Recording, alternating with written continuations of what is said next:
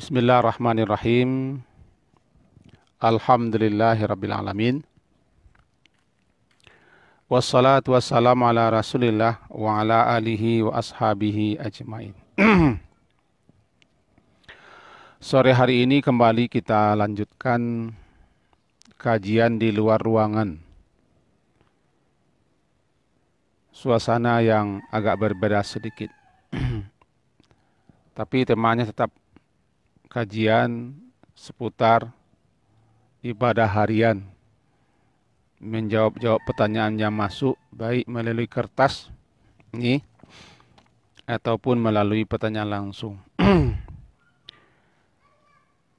Sore hari ini adalah seputar masalah i'tikaf. Yang tadi kita khutbah masalah i'tikaf, lalu muncul beberapa pertanyaan sekaitan dengan itu. Sebagai pengantar, dapat kita ulang sejenak sebelum kita jelaskan. I'tikaf itu istilah yang dipakai untuk orang yang berdiam tinggal di masjid untuk beberapa lama dalam rangka berubudiyah, berta'abud kepada Allah Subhanahu wa taala. Sehingga ulama membuat definisi, antara lain definisinya itu adalah al-makthu fil masjidi li'ibadatillah fi syakhsin mahsusin bisifatin mahsusatin. Berdiam diri di dalam masjid.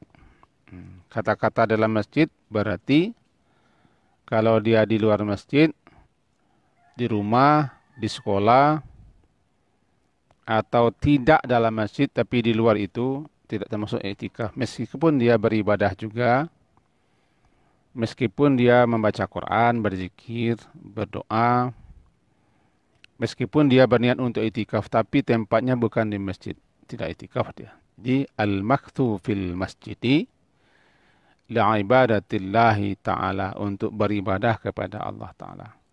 Kalau tujuannya ke masjid bukan untuk beribadah, misalnya untuk bekerja, walaupun dia dalam masjid seharian penuh, kerjanya mencet misalnya, atau membersihkan kotoran-kotoran dalam masjid, tapi niatnya bukan untuk ibadah, niatnya untuk membersihkan masjid, ya tidak i'tikaf namanya.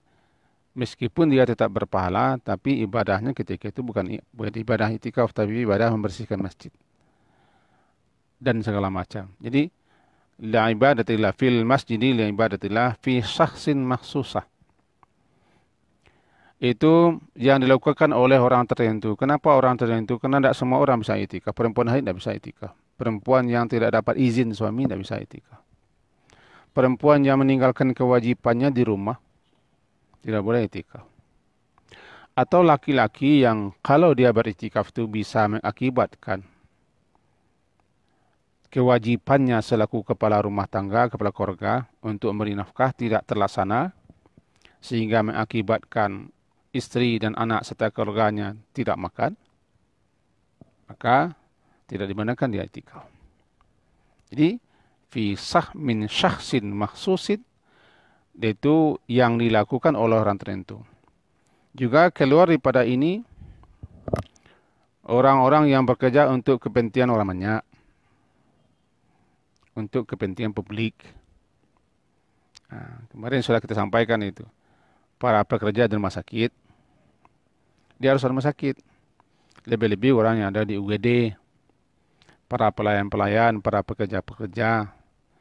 Dia tidak mesti meninggalkan pekerjaannya kalau dia yang bekerja di situ mengakibatkan terlantar. Mengakibatkan terabaikan kepentingan orang banyak. Jadi kembali kita jelaskan, inilah maksud daripada min syakhsin makhsusin bisifatin makhsusatin.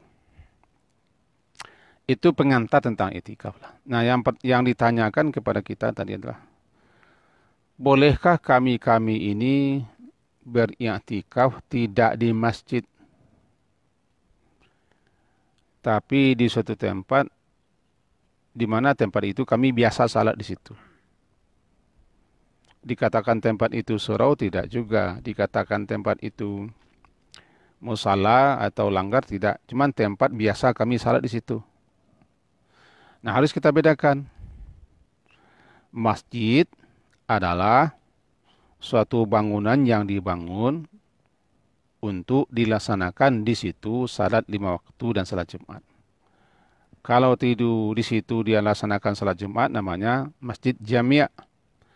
Kalau tidak dilaksanakan salat Jumat, tapi salat 5 waktu saja, namanya masjid saja. Ini bedanya, masjid jami' adalah masjid besar di sebuah perkampungan, di sebuah negeri, yang di masjid itu diselenggarakan salat 5 kali sehari semalam, salat fardu, dan salat Jumat. Tapi kalau di situ tidak diselenggarakan salat Jumat, namanya masjid. Di negeri kita, untuk membedakan antara masjid yang dipakai untuk salat Jumat dengan yang tidak ada di situ salat Jumat, dipakailah istilah namanya musalla. Musalla.